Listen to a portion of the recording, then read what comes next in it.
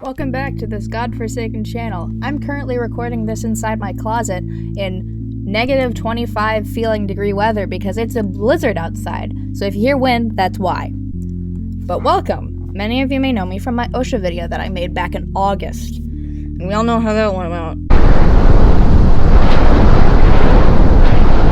So, if you've come here from that video, you may not know that I'm actually a very big fan of the Faith video game series since 2019. For context, for those who don't know Faith, on September 21st, 1986, John Ward is called to exorcise Amy Martin, a 17-year-old girl who shows signs of demonic possession. This goes horribly wrong, leading to the deaths of Amy's parents and John's mentor, Father Allred. John comes back a year later, and oh, what do you know, everything goes horribly wrong again, yay! However, no matter what ending you get, Amy will always be considered dead, even the true ending, which deals with Michael's death.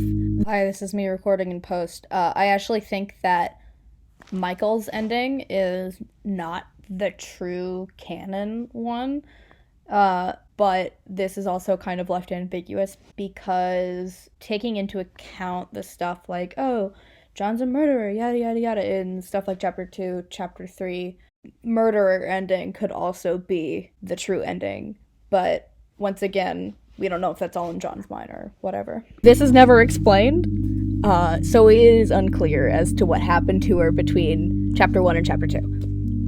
One of the main reasons I feel so drawn to this game is its characters, who are explicitly set up as morally gray, or at the very least, have their true motives be unspecified. I mean, the whole point of John's character arc is that the player can't tell if anything happening in the game is real or is just all in his head. That's what a lot of the notes are used for, to specifically mislead you.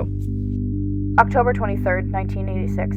Dear Dr. McLashin, it has been 30 days since the beginning of my treatment here at Yale Psychiatric Institute. Dr. Spinell, who's been so patient with me, has helped me understand my afflictions and has helped me find a way to move forward and accept the truth. With Dr. Spinell's help, I have come to accept what really happened in September at the Martin family residence. I understand that what happened was not the result of any supernatural phenomenon, but rather the desperate actions of a young girl driven to violence by her dogmatic parents and old church rituals that are thought out to drive evil. I am happy to report that since accepting the truth, my nightmares have ceased, and I now enjoy peace of mind that I have not felt since the incident. Given my progress since first coming here, I respectfully request my release from Yale Psychiatric Institute, contingent upon follow-up appointment with Dr. Spinell in the future. Sincerely, John Ward. The arrangement of the bodies in a ritualistic pattern, as well as the writing of certain symbols and blood, matches the style of several murders that have occurred in the Sterling area since 1986. The killings may also be connected to last week's brutal slaying of Amy Martin, a 17-year-old girl, by John Ward. Ward had impersonated a priest to gain Amy's trust before luring her into the woods and killing her.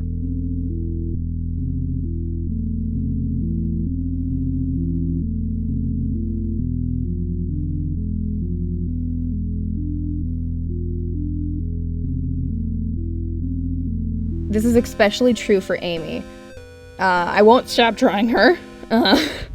She's quickly taken over most of my free space on my papers. But I can never figure out what specifically drew me towards her character. And I think I figured it out. Based on my research and historical evidence, I believe that Amy Martin has an undiagnosed and rare form of autoimmune disease called autoimmune encephalitis, or AE for short. For context, there are about 20 different forms of AE, but the type we will be discussing is anti-NMDA receptor encephalitis. This happens when the immune system misinterprets healthy cells for unhealthy cells and in this case will attack the brain, which will increase its size. So basically, you're walking around with just a really big brain, and that's gonna really funk up your personality and stuff. It's great! Most of the time, the symptoms start with headaches and may lead to aggression, hallucinations, paranoia, strange movements or speech patterns, and possibly seizures. Normally, people who have this are young women, around late teens to early 20s, and, without proper treatment, can cause lasting problems, possibly death. But what is the correlation with this? Well, the game is set during the Satanic Panic, right in the middle of the 80s. The Satanic Panic was thought to be caused by the novel Michelle Remembers, and the PMRC was also a major talking point, centering around the fear that media would corrupt children. This decade also marked a spark in rumored demonic possessions. However, this scare has instead been blamed on mental illnesses rather than any kind of demonic activity. And wouldn't you know, anti-NMDA receptor encephalitis is also thought to have been a cause of this, since both demonic possession and AE have symptoms of increased aggression, sudden change in demeanor, paranoia, etc. This connection goes back to even as far as the Salem witch trials. These are precisely the same symptoms that Amy shows. During the flashback in Chapter 3, you get a glimpse into what Amy was like during the exorcism, where she is crawling around, acting sporadically, saying words that don't really make sense, and just genuinely don't really seem like her from a parent's perspective.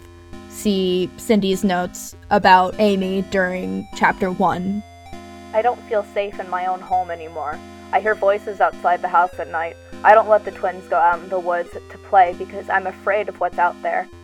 The house itself feels stressed, distorted, slanted, somehow. It's like I'm walking through a carnival funhouse. Amy's condition has only gotten worse. I can't stand to be around her, and I don't know why. She just doesn't seem like herself anymore. I want to take her to the doctor, but I can't leave the boys here. I find that the phone stops working through the day, and now I can't seem to find my car keys. Thank God Bob comes home tomorrow.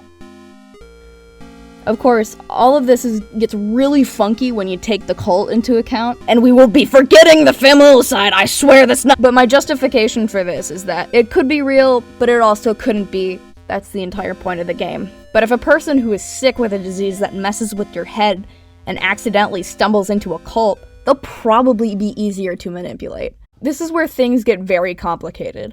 Amy's original story is nothing short of tragic, but when you take AE into account, it makes it all the more devastating when you find out probably never be able to get a proper diagnosis. Another thing I'd like to add is during the Damnatio Memoriae ending, which is quite possibly the worst ending you can get, however, it is the most impactful. It's also my favorite. John repeatedly says things to himself as he's reliving the trauma of Amy's exorcism, of things like, they didn't deserve this, it should have been me, you should have had a normal childhood, I should have saved you.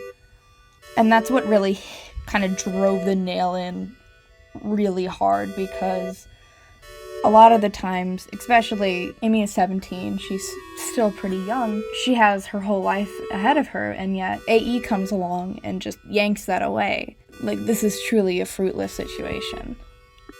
AE wasn't really a recognized thing until around 2012, so why do I care so much?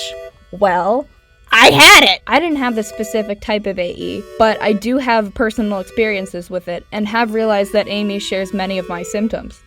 Is this me projecting onto my blorbo? Oh, absolutely. Of course, I'm sure that this is not what Erdorf intended with her character, but I hope that this video could serve as some sort of explanation for her story.